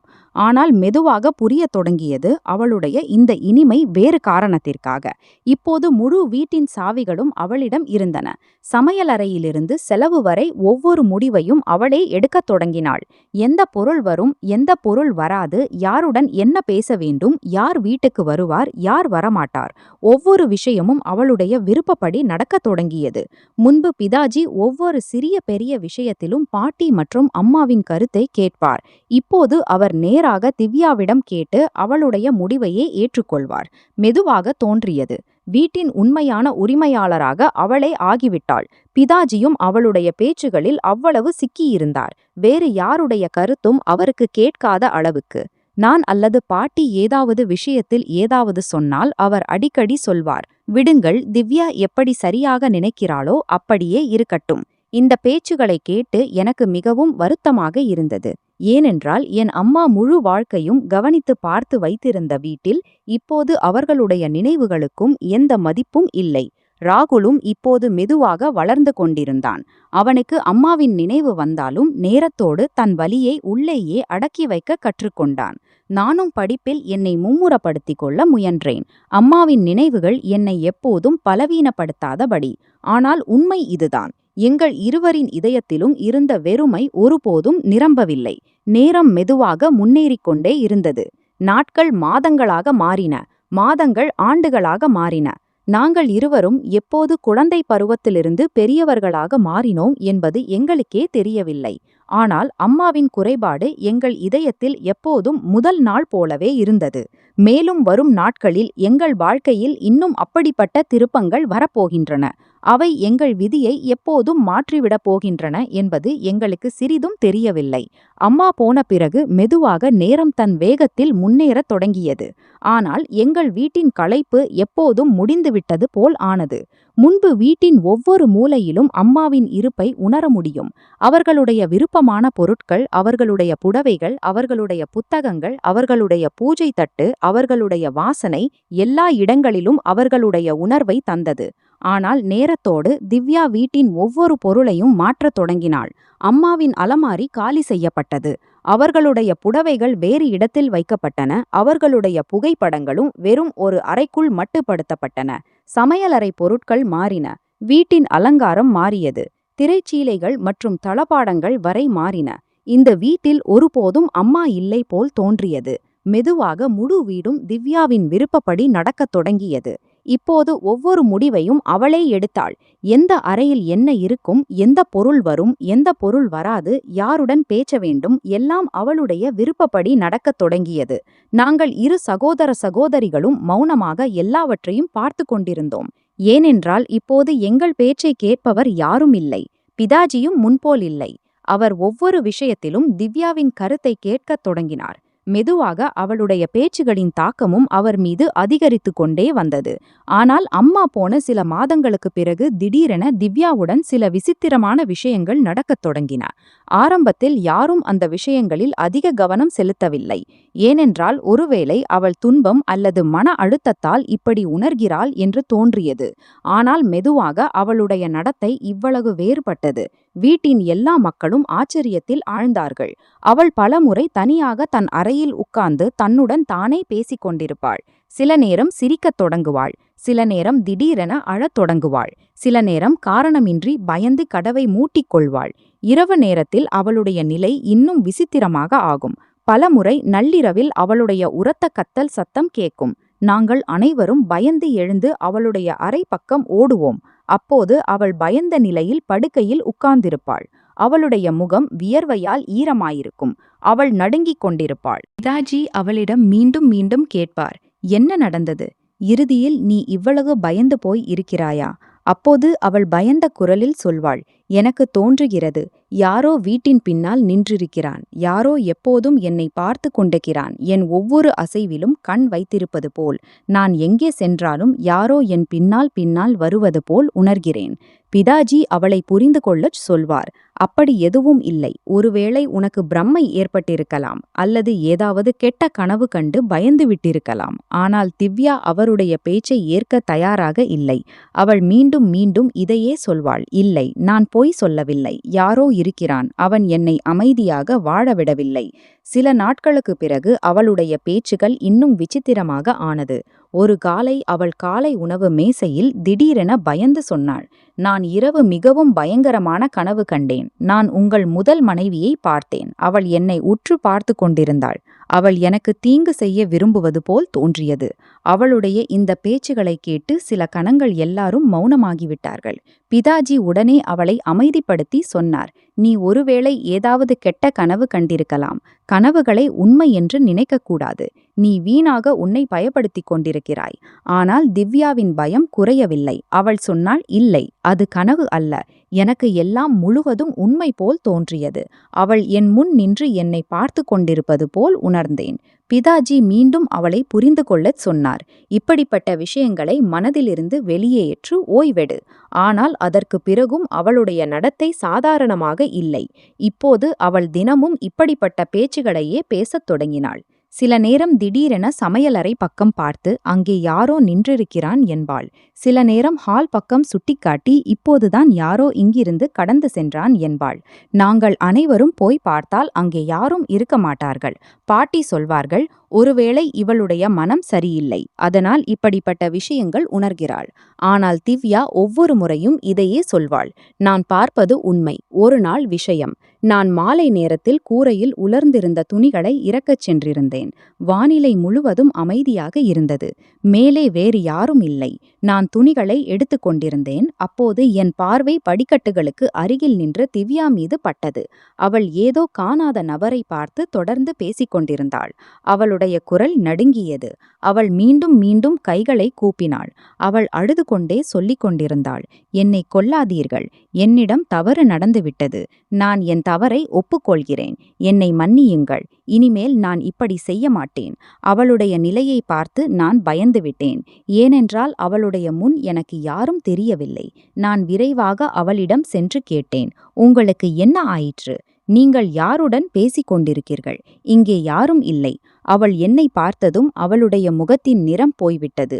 அவளுடைய கண்களில் மிகவும் பயம் இருந்தது. அவள் நடுங்கியபடி என் கையை பிடித்துக்கொண்டு சொன்னாள், பார், அவள் இருக்கிறாள். அவள் என்னை கொல்ல விரும்புகிறாள். நீ உன் அம்மாவிடம் சொல், என்னை விட்டுவிடுங்கள், என்னை மன்னியுங்கள். நான் இப்போது அவளிடம் கைகளை கூப்புகிறேன். அவளுடைய பேச்சை கேட்டு நான் ஒரு கணம் முழுவதும் ஆச்சரியத்தில் ஆழ்ந்தேன். நான் இங்கும் அங்கும் பார்த்தேன். ஆனால் அங்கே யாரும் இல்லை. நான் அவளை புரிந்து கொள்ளச் சொல்லி, நீங்கள் எப்படிப்பட்ட பேச்சுகளை பேசுகிறீர்கள்? இங்கே யாரும் இல்லை. மேலும் என் அம்மா இப்போது இந்த உலகத்திலும் இல்லை. அவர்கள் உங்களுக்கு எப்படி தீங்கு செய்வார்கள்? நீங்கள் ஒருவேளை மிகவும் பயந்து விட்டிருக்கிறீர்கள். வாருங்கள், கீழே போவோம். ஆனால் அவள் தொடர்ந்து பின்னால் திரும்பி திரும்பி பார்த்து கொண்டிருந்தாள். உண்மையிலேயே யாரோ இருப்பதை உணர்வது போல். நீண்ட நேரம் புரிந்து கொள்ளச் சொன்ன பிறகு நான் அவளை என்னுடன் கீழே அழைத்து வந்து அவளுடைய அறை வரை விட்டுவிட்டேன். அந்த நாளுக்கு பிறகு அவளுடைய பயம் இன்னும் அதிகரித்து கொண்டே வந்தது. அவள் எப்போதும் பயந்து கொண்டே இருந்தாள். சில நேரம் கதவு பக்கம் பார்க்கத் தொடங்குவாள். சில நேரம் காலியான அறையில் யாரோ அசைவது போல் சொல்வாள். நாங்கள் அனைவருக்கும் தோன்றியது, அவளுடன் நடப்பது எதுவாக இருந்தாலும் அதற்கு பின்னால் ஏதோ ஒரு விஷயம் இருக்கிறது. அது இன்னும் எங்களில் யாருக்கும் தெரியவில்லை. இப்போது திவ்யாவின் நிலை அப்படி ஆகிவிட்டது. அவள் எப்போதும் பயந்து பயந்து இருந்தாள். முன்பு அவள் முழு வீட்டிலும் சுற்றித் திரிவாள். ஆனால் இப்போது அவள் தன்னை தன் அறைக்குள் மட்டுப்படுத்தி கொண்டாள். அவள் யாருடனும் இல்லாமல் அறையிலிருந்து வெளியே கூட வரமாட்டாள். ஒருவேளை கீழே வர வேண்டியிருந்தால் மீண்டும் மீண்டும் பின்னால் திரும்பி பார்ப்பாள். யாரோ அவள் பின்னால் வருவது போல். இரவில் அவளுடைய தூக்கம் மீண்டும் மீண்டும் கலைந்து அவள் பயந்து உரக்க கத்தத் தொடங்குவாள். பலமுறை அவள் அழுது கொண்டே சொல்வாள். யாரோ அவளுடைய அறைக்கு வெளியே நின்று அவளை உற்று பார்த்து கொண்டிருக்கிறான். நாங்கள் அனைவரும் அவளுடைய இந்த நிலையை பார்த்து கவலைப்படத் தொடங்கினோம். ஏனென்றால் அவளுடன் என்ன நடந்து கொண்டிருக்கிறது என்பது எங்களுக்கு புரியவில்லை. ஆரம்பத்தில் நாங்கள் நினைத்தோம், ஒருவேளை இது சில நாட்கள் மட்டும்தான். ஆனால் நேரம் கடந்ததோடு அவளுடைய நிலை சரியாகும்படி இல்லாமல் இன்னும் மோசமாகிக் கொண்டே வந்தது. பாட்டியும் இப்போது மிகவும் கவலையுடன் இருக்கத் தொடங்கினார்கள். ஒரு நாள் அவர்கள் பிதாஜியை அருகில் அழைத்து சொன்னார்கள், மகனே, இறுதியில் இவளுக்கு என்ன ஆயிற்று? முன்பு இவள் இப்படி இல்லை. இப்போது எப்போதும் பயந்து பயந்து இருக்கிறாள். சில நேரம் யாருடனும் பேசுகிறாள். சில நேரம் யாரோ இவளை கொல்ல வருகிறான் என்கிறாள். எனக்கு இவளுடைய மனநிலை முழுவதும் சரியில்லை போல் தோன்றுகிறது. பிதாஜி பாட்டியின் பேச்சை கேட்டு ஆழமாக மூச்சுவிட்டு சொன்னார், அம்மா, ஒருவேளை இவள் தன் கண்களுக்கு முன் இவ்வளவு பெரிய விபத்தை பார்த்திருக்கிறாள். அந்த பயம் இவளுடைய மனதில் அமர்ந்துவிட்டது. அதனால்தான் இவளுக்கு மீண்டும் மீண்டும் இப்படிப்பட்ட பிரமை ஏற்படுகிறது. நீங்கள் கவலைப்படாதீர்கள். நான் இவளை ஏதாவது நல்ல மருத்துவரிடம் காட்டுவேன். எல்லாம் சரியாகும். பாட்டியும் இதையே சொன்னார்கள். எவ்வளவு சீக்கிரம் முடியுமோ அவ்வளவு சீக்கிரம் இவளுடைய சிகிச்சையை தொடங்குங்கள். ஏனென்றால் இவள் நாளுக்கு நாள் இன்னும் அதிகமாக பயப்படுகிறாள். அடுத்த நாளே பிதாஜி திவ்யாவை மருத்துவரிடம் அழைத்துச் சென்றார். மருத்துவர் அவளுடைய சாதாரண பரிசோதனை செய்தார். ஆனால் அவருக்கும் தோன்றியது, இது வெறும் உடல் பிரச்சனை அல்ல. அவளுடைய மனம் மற்றும் மூளையில் ஏதோ ஆழமான விஷயத்தின் தாக்கம் இருக்கிறது. அப்போது பிதாஜி முடிவு செய்தார், அவளை நகரத்தின் ஒரு அனுபவமிக்க மனநல மருத்துவரிடம் காட்ட வேண்டும். அவர் தன் ஒரு பழைய நண்பரிடம் பேசினார். அவர் நகரத்தின் ஒரு நல்ல மற்றும் அனுபவமிக்க மனநல மருத்துவரின் பெயரைச் சொன்னார். சில நாட்களுக்குப் பிறகு பிதாஜி திவ்யாவை அழைத்து கொண்டு அவருடைய கிளினிக்கை அடைந்தார். மருத்துவரின் நடத்தை மிகவும் அமைதியாகவும் புரிதலுடனும் இருந்தது. அவர் முதலில் திவ்யாவை வசதியாக உட்கார வைத்து அவளிடம் மிகவும் அன்புடன் பேசத் தொடங்கினார். அவள் பயப்படாமல் தன் விஷயத்தை சொல்லும்படி. மருத்துவர் அவளிடம் மெதுவாக பல கேள்விகளை கேட்டார். அவர் சொன்னார், உனக்கு அதிகமாக எந்த விஷயத்திலிருந்து பயம்? உனக்கு யாரோ உன்னை பின்தொடர்வது போல் தோன்றுகிறதா? உனக்கு மற்றவர்களுக்கு தெரியாத விஷயங்கள் தெரிகிறதா? இரவில் உனக்கு நன்றாக தூக்கம் வருகிறதா? உனக்கு மீண்டும் மீண்டும் ஏதாவது பழைய சம்பவம் நினைவுக்கு வருகிறதா? அல்லது ஏதாவது கனவு வருகிறதா? அதனால் நீ பயப்படுகிறாயா? ஆரம்பத்தில் திவ்யா முழுவதும் மௌனமாக உட்கார்ந்திருந்தாள். அவள் எந்த கேள்விக்கும் பதில் சொல்லவில்லை. அவள் வெறும் கீழே தரையை பார்த்து கொண்டிருந்தாள். மருத்துவர் அவள் மீது எந்த அழுத்தத்தையும் போடவில்லை. மாறாக மிகவும் பொறுமையுடன் அவளுக்கு நம்பிக்கை கொடுத்தார். இங்கே யாரும் அவளுக்கு தீங்கு செய்ய மாட்டார்கள். அவள் என்ன சொன்னாலும் அது முழு ரகசியமாக கேட்கப்படும். நீண்ட நேரத்திற்கு பிறகு திவ்யா மெதுவாக பேசத் தொடங்கினாள். அவள் சொன்னாள், அவளுக்கு எப்போதும் யாரோ அவளுடைய அருகில் இருப்பது போல் உணர்கிறாள். யாரோ அவளை பார்த்து கொண்டிருக்கிறான். பலமுறை யாரோ அவளுடன் பேசுவது போல் தோன்றுகிறது. அவள் இதையும் சொன்னாள், இரவில் அவளுக்கு மிகவும் பயங்கரமான கனவுகள் வருகின்றன. அவற்றில் அவள் மீண்டும் மீண்டும் அதே முகத்தை பார்க்கிறாள். அதிலிருந்து அவள் பயப்படுகிறாள். மருத்துவர் அவளுடைய ஒவ்வொரு பேச்சையும் மிக கவனமாக கேட்டார். இடையிடையே சிறிய சிறிய கேள்விகளை கேட்டார். அவளுடைய பிரச்சனையை நன்றாக புரிந்து கொள்ளும்படி. சுமார் 1 மணி நேரம் பேச்சு நடந்தது. அதற்கு பிறகு மருத்துவர் பிதாஜி மற்றும் எங்களுடன் தனியாக பேசினார். அவர் சொன்னார், தற்போது திவ்யா மிக அதிகமான மன அழுத்தம் மற்றும் பயத்தில் இருக்கிறாள். அவளுக்கு சில காலம் வரை வழக்கமான சிகிச்சை தேவை. இதனுடன் மருந்துகளும் தொடரும். அவ்வப்போது ஆலோசனையும் செய்ய வேண்டும். அவர் தெளிவாக சொன்னார், அவளுடன் கோபத்துடன் நடந்து கொள்ளாதீர்கள். அவளுடைய பேச்சுகளை ஏளனம் செய்யாதீர்கள். அவள் ஏதாவது விஷயத்திலிருந்து பயப்பட்டால் முதலில் அவளை அமைதிப்படுத்த முயலுங்கள். அவளுக்கு குடும்பத்தோடு மற்றும் பொறுமை தேவை. சிகிச்சை நேரத்திற்கு நடந்தால் மெதுவாக அவளுடைய நிலையில் முன்னேற்றம் வரும் என்று நம்புகிறோம். பிதாஜி மருத்துவரின் ஒவ்வொரு பேச்சையும் கவனமாக கேட்டு அன்றே அவளுடைய மருந்துகளை தொடங்கினார். ஒவ்வொரு வாரமும் அவளை ஆலோசனைக்காகவும் அழைத்துச் செல்லத் தொடங்கினார். எங்களுக்கும் நம்பிக்கை இருந்தது. ஒருவேளை இப்போது எல்லாம் சரியாகும். ஆனால் விதிக்கு ஒருவேளை வேறு ஏதோ விருப்பம் இருந்திருக்கலாம். பல வாரங்கள் கடந்தன. பிறகு மாதங்களும் கடக்கத் தொடங்கின. ஆனால் அவளுடைய நிலையில் எந்த குறிப்பிடத்தக்க மாற்றமும் வரவில்லை. மாறாக நேரத்தோடு அவளுடைய பயம் இன்னும் அதிகரித்து கொண்டே வருவது போல் தோன்றியது. இப்போது அவள் முன்பை விட அதிகமாக பயந்து கொண்டே இருந்தாள். பலமுறை மருந்து எடுத்த பிறகும் திடீரென உரக்க கத்தி அவள் மீண்டும் வந்துவிட்டாள். என்னை காப்பாற்றுங்கள் என்பாள். சில நேரம் இரவின் நடுவில் எழுந்து அறையின் கதவை மூடிக்கொண்டு யாரையும் உள்ளே வரவிடாமல் இருப்பாள். சில நேரம் காலியான சுவரை பார்த்து அழத் தொடங்கி மீண்டும் மீண்டும் மன்னிப்பு கேட்பாள். நாங்கள் அனைவருக்கும் புரியவில்லை. இறுதியில் இப்படி ஏன் நடக்கிறது? மருத்துவரின் மருந்துகளும் தொடர்ந்தன. ஆலோசனையும் நடந்தது. ஆனால் அவளுடைய நிலை சரியாகும்படி இல்லாமல் நாளுக்கு நாள் இன்னும் மோசமாகிக் கொண்டே வந்தது. இப்போது வீட்டின் ஒவ்வொரு மனிதனின் மனதிலும் ஒரே கேள்வி இருந்தது. இறுதியில் அவளுடைய பயத்திற்கு பின்னால் என்ன ரகசியம் மறைந்திருக்கிறது? அது யாருக்கும் தெரியவில்லை. ஒரு நாள் விஷயம். பிதாஜி எப்போதும் போல காலையில் ஃபேக்டரிக்கு சென்றிருந்தார். ராகுலும் பள்ளிக்குச் சென்றிருந்தான். நான் கல்லூரியிலிருந்து வீடு திரும்பியிருந்தேன். என் பள்ளி முடிந்துவிட்டது. நான் பட்டப்படிப்பில் சேர்ந்திருந்தேன். எனவே இப்போது என் தினசரி வழக்கம் மாறிவிட்டிருந்தது. அன்று நான் கல்லூரியிலிருந்து வந்து நேராக ஹாலில் உட்கார்ந்தேன். பாட்டியும் அங்கேயே உட்கார்ந்திருந்தார்கள். நாங்கள் இருவரும் மௌனமாக பேசிக் கொண்டிருந்தோம். அப்போது திடீரென மேலிருந்து ஏதோ பொருள் விழுந்து உடையும் மிக உரத்த சத்தம் கேட்டது. முதலில் எங்களுக்கு தோன்றியது ஒருவேளை ஏதாவது பொருள் தவறுதலாக விழுந்திருக்கலாம். ஆனால் அடுத்த கணமே தொடர்ச்சியாக பல பொருட்கள் உடையும் சத்தம் வரத் தொடங்கியது. நாங்கள் இருவரும் பயந்து விரைவாக மேலே திவ்யாவின் அறை பக்கம் ஓடினோம். அவளுடைய அறை உள்ளே இருந்து பூட்டப்பட்டிருந்தது. பாட்டி கதவை தட்டினார்கள். அவளுக்கு அழைப்பு கொடுத்தார்கள். ஆனால் உள்ளே இருந்து எந்த பதிலும் வரவில்லை. பிறகு நாங்கள் பலமுறை கதவை அடித்தோம். அப்போதுதான் நீண்ட நேரத்திற்கு பிறகு அவள் நடுங்கியபடி கதவை திறந்தாள். நாங்கள் உள்ளே சென்றதும் அறையின் காட்சியை பார்த்து நாங்கள் இருவரும் ஆச்சரியத்தில் ஆழ்ந்தோம். அறையின் நாற்காலிகள் புரண்டு கிடந்தன. கண்ணாடி உடைந்திருந்தது. மேசையில் வைத்திருந்த பொருட்கள் முழு அறையிலும் சிதறி கிடந்தன. பூஜாடி தரையில் உடைந்து பரவியிருந்தது. திவ்யா அறையின் ஒரு மூலையில் முழங்கால்களை பிடித்து உட்கார்ந்து நடுங்கிக் கொண்டிருந்தாள். அவளுடைய முகம் முழுவதும் வெண்மையாகிவிட்டிருந்தது. அவளுடைய மூச்சு மிக வேகமாக ஓடிக்கொண்டிருந்தது. நான் பயந்து அவளிடம் கேட்டேன், இறுதியில் என்ன நடந்தது? நீ இவை எல்லாவற்றையும் ஏன் செய்தாய்? அவள் பயத்தால் நடுங்கும் குரலில் சொன்னாள். அவள் மீண்டும் வந்திருந்தாள். அவள் என்னை கொல்ல வந்திருந்தாள். ஆனால் நான் அவளை இங்கிருந்து துரத்திவிட்டேன்.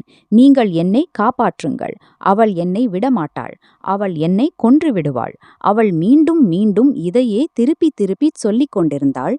நானும் பாட்டியும் அவளை புரிந்து கொள்ள முயன்றோம். அங்கே யாரும் இல்லை.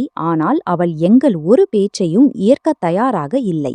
அவளுடைய நிலையை பார்த்து எங்களுக்கு புரியவில்லை. என்ன செய்வது? அப்போது பாட்டி உடனே மருத்துவருக்கு போன் செய்தார்கள். சிறிது நேரத்திலேயே மருத்துவர் வீட்டுக்கு வந்தார். அவர் திவ்யாவை அமைதிப்படுத்த முயன்றார். ஆனால் அவள் தொடர்ந்து பயந்த பேச்சுகளையே பேசிக் கொண்டிருந்தாள். இறுதியில் மருத்துவர் அவளுக்கு ஒரு ஊசி போட்டார். அதனால் சிறிது நேரத்திற்கு பிறகு அவளுக்கு தூக்கம் வந்தது. மருத்துவர் பிதாஜிக்கு போன் செய்து எல்லா விஷயத்தையும் சொல்லி அவளுடைய நிலையை தொடர்ந்து கவனிக்க வேண்டும் என்றார். மாலையில் பிதாஜி ஃபேக்டரியிலிருந்து திரும்பியபோது பாட்டி அவருக்கு நாள் முழுவதும் நடந்த முழு சம்பவத்தையும் விரிவாக சொன்னார்கள். அவர்கள் சொன்னார்கள், மகனே, இப்போது எனக்கு இவளுடைய நிலை சரியில்லை போல் தோன்றுகிறது. இன்று இவள் முழு அறையின் பொருட்களையும் உடைத்துவிட்டாள். நேரத்திற்கு இவளுடைய சிகிச்சையை இன்னும் நல்ல முறையில் செய்யாவிட்டால் இவள் தன்னையோ அல்லது வேறு யாரையோ தீங்கு செய்யலாம். எனக்கு தோன்றுகிறது இவளை அப்படிப்பட்ட மருத்துவமனையில் சேர்க்க வேண்டும். அங்கு இவளுக்கு 24 மணி நேரமும் பராமரிப்பு இருக்கும். பிதாஜி சில நேரம் மௌனமாக இருந்தார். பிறகு சொன்னார், அம்மா, நீங்கள் எப்படிப்பட்ட பேச்சுகளை பேசுகிறீர்கள்? நான் இவளை அப்படி எப்படி சேர்க்க முடியும்? எனக்கு தோன்றுகிறது இவளுக்கு தண்டனை கொடுக்கும் விஷயத்தை பேசவில்லை. நான் இவளுடைய பாதுகாப்பை பேசுகிறேன். அங்கு மருத்துவர்கள் எப்போதும் இவளுடன் இருப்பார்கள். ஒருவேளை அங்கு இவளுடைய சிகிச்சை இன்னும் நன்றாக நடக்கலாம். பிதாஜி ஆழமான சிந்தனையில் ஆழ்ந்தார். அவர் சொன்னார், நான் நாளை மருத்துவரிடம் மீண்டும் பேசுவேன். எது சரியோ அதையே செய்வோம். அந்த இரவு வீட்டின் சூழல் மிகவும் கனமாக இருந்தது. யாருடைய மனமும் சாப்பிடுவதில் இல்லை. இருந்தாலும் நாங்கள் அனைவரும் சேர்ந்து உட்கார்ந்து சாப்பிட்டு தங்கள் அறைகளுக்குச் சென்றோம். அடுத்த நாள் காலையில் வீட்டில் எப்போதும் போல வேலை தொடங்கியது. வேலைக்காரி சுத்தம் செய்து கொண்டிருந்தாள். நான் என் அறையில் இருந்தேன். பாட்டி பூஜை செய்து கொண்டிருந்தார்கள். பிதாஜியும் வீட்டிலேயே இருந்தார். அப்போது திடீரென வெளியிலிருந்து வேலைக்காரியின் பயந்த குரல் கேட்டது. அவள் உரக்க கத்திக்கொண்டே சொன்னாள், சார், சீக்கிரம் வெளியே வாருங்கள். திவ்யா மேடம் கூரையில் மிக ஆபத்தான நிலையில் நின்றிருக்கிறார்கள். அவளுடைய பேச்சை கேட்டதும் நாங்கள் அனைவரும் பயந்து வெளியே ஓடினோம். பிதாஜி மேலே பார்த்து திவ்யாவை அழைத்து அவளை அமைதியாக இருக்கச் சொன்னார். ஆனால் அவளுடைய நிலை முழுவதும் சாதாரணமாக இல்லை. அவள் யாருடைய பேச்சையும் கேட்கவே இல்லை. பிதாஜி தொடர்ந்து அவளை புரிந்து கொள்ளச் சொல்லிக் கொண்டிருந்தார். கீழே வா, எல்லாம் சரியாகும். நாங்கள் உன்னுடன் இருக்கிறோம். ஆனால் சில கணங்களிலேயே ஒரு துயரமான விபத்து நடந்தது. நாங்கள் அனைவரும் அவளை காப்பாற்ற முயன்று கொண்டிருந்தோம். ஆனால் அவள் மோசமாக காயமடைந்தாள்.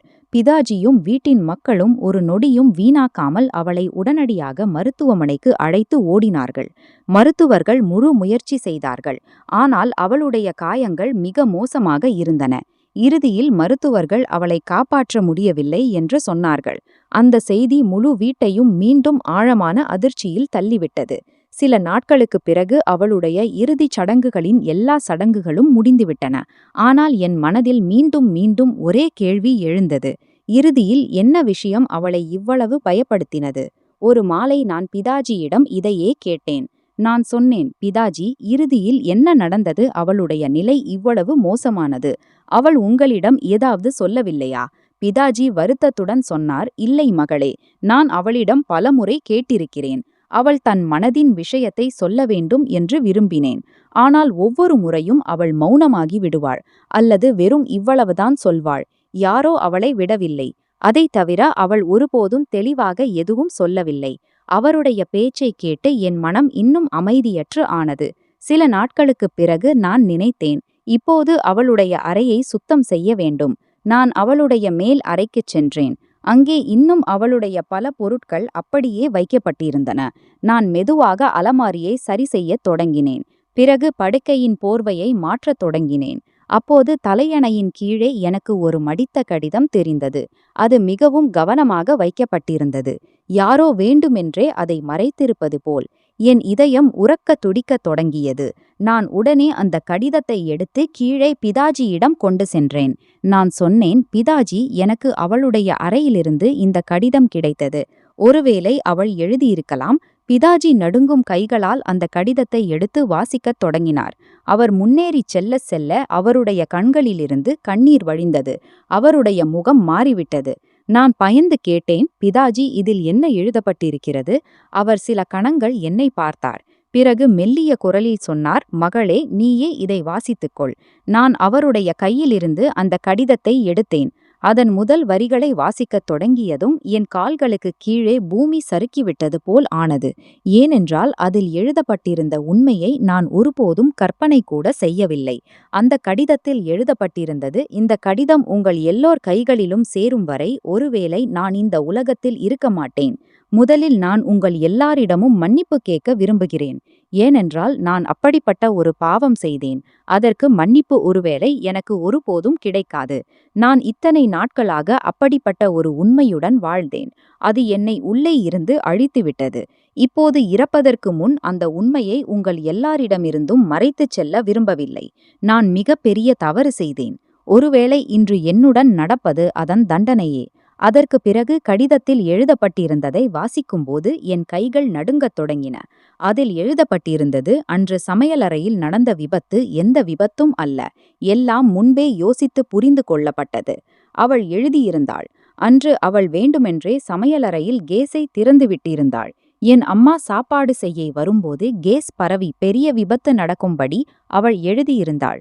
அவளுக்கு என் அம்மாவிடம் மிகவும் பொறாமை ஏற்பட்டது. ஏனென்றால் வீட்டின் ஒவ்வொரு மனிதனும் அவர்களை புகழ்ந்தார்கள். பிதாஜி அவளிடம் கோபப்படும் போதெல்லாம் எப்போதும் என் அம்மாவின் நன்மையை உதாரணம் காட்டினார். இந்த பேச்சுகள் மெதுவாக அவளுடைய மனதில் வெறுப்பாக மாறின. அந்த வெறுப்பு அவளை இவ்வளவு குருடாக்கியது. அவள் அப்படிப்பட்ட ஒரு நடவடிக்கையை எடுத்தாள். அது எங்கள் முழு வாழ்க்கையையும் மாற்றிவிட்டது.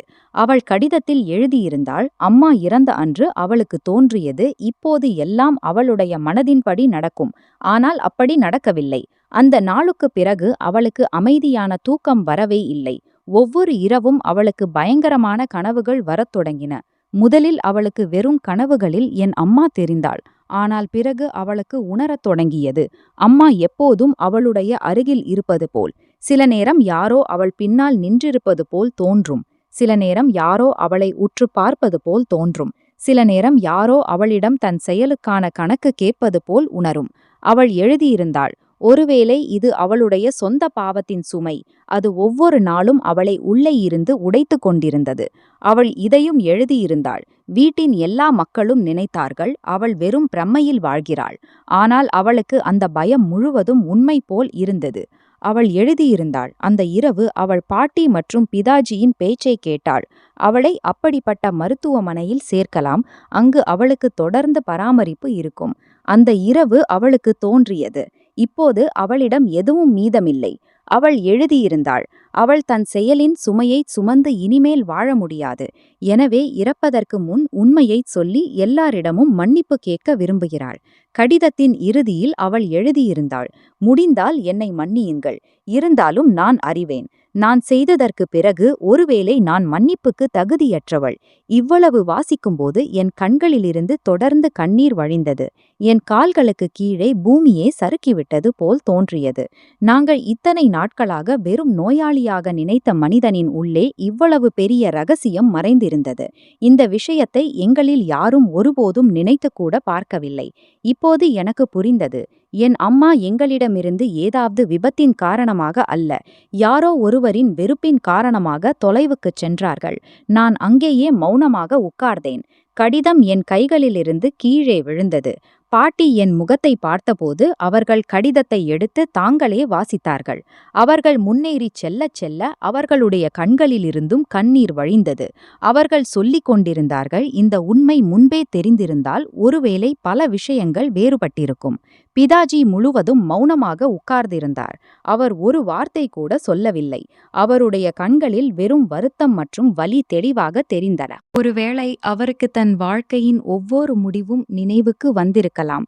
தவறான முடிவு எவ்வளவு வாழ்க்கைகளை மாற்ற முடியும் என்ற உணர்வும் வந்திருக்கலாம். அன்று எங்கள் வீட்டில் யாரும் யாரிடமும் எதுவும் பேசவில்லை. நாங்கள் அனைவரும் தங்கள் தங்கள் துன்பத்தில் மூழ்கியிருந்தோம். ஒருபுறம் அம்மாவின் நினைவு, மறுபுறம் திவ்யா எழுதிய உண்மை. இரண்டு விஷயங்களும் சேர்ந்து இதயத்தை இன்னும் அதிகமாக கனமாக்கின. திவ்யா இப்போது இந்த உலகத்தில் இல்லை. எனவே அவளிடம் எந்த கேள்வியும் கேட்க முடியாது. அவள் தன் செயலுக்கு எந்த பதிலும் சொல்லவும் முடியாது. வெறும் அவள் எழுதிய வார்த்தைகளே அவளுக்கு பின்னால் மீதமிருந்தன. அவற்றில் அவளுடைய வருத்தம் தெளிவாக தெரிந்தது. ஆனால் அவளுக்கு எவ்வளவு வருத்தம் இருந்தாலும் அதனால் எங்கள் அம்மா ஒருபோதும் திரும்பி வர முடியாது. அவர்களுடைய வெறுமை எப்போதும் எங்கள் வாழ்க்கையின் பகுதியாகவே இருக்கும். நேரம் யாருக்காகவும் நில்லாது. மெதுவாக நாட்கள் கடந்தன, மாதங்கள் கடந்தன, பிறகு ஆண்டுகளும் கடந்தன. நாங்கள் அனைவரும் தங்கள் வாழ்க்கையை மீண்டும் கையில் எடுக்க முயன்றோம். அம்மாவின் நினைவுகள் இன்றும் எங்கள் இதயத்தில் இருக்கின்றன. ஒருவேளை எப்போதும் இருக்கும். ஆனால் வாழ்க்கையை முன்னேற செய்வதும் அவசியம். என் பட்டப்படிப்பு முடிந்துவிட்டது. படிப்பு முடிந்த பிறகு பிதாஜி தன் ஒரு பழைய நண்பரின் மகனுடன் என் திருமணத்தை தீர்மானித்தார். திருமணம் மிக நல்ல சூழலில் நடந்தது. என் மாமனார் வீட்டார்கள் மிகவும் நல்லவர்களாக இருந்தார்கள். அவர்கள் என்னை மகள் போல் ஏற்றுக்கொண்டார்கள். எனக்கு ஒருபோதும் எந்த விஷயத்திலும் குறைபாடு உணரவிடவில்லை. நானும் என் புதிய குடும்பத்துடன் மெதுவாக மகிழ்ச்சியாக இருக்கத் தொடங்கினேன். பாட்டி என்னை மகிழ்ச்சியாக பார்த்து எப்போதும் நன்றி சொல்வார்கள். ராகுலும் இப்போது பெரியவனாகிவிட்டான். தன் படிப்பு மற்றும் வேலையில் ஈடுபட்டான். பிதாஜியும் முன்பை விட மிகவும் அமைதியாகிவிட்டார். அவருடைய முகத்தில் வயதோடு கடந்த காலத்தின் சோர்வு மற்றும் வலி தெளிவாக தெரிந்தது. நாங்கள் அனைவரும் வாழ்க்கையில் முன்னேற கற்றுக்கொண்டோம். ஆனால் எங்கள் குடும்பத்துடன் நடந்தவற்றை நாங்கள் ஒருபோதும் மறக்க முடியவில்லை. ஏனென்றால் சில காயங்கள் இருக்கின்றன. அவை நேரத்தோடு ஆறிவிட்டாலும் அவற்றின் தழும்புகள் வாழ்நாள் முழுவதும் மனிதனின் இதயத்தில் எப்போதும் இருக்கும்.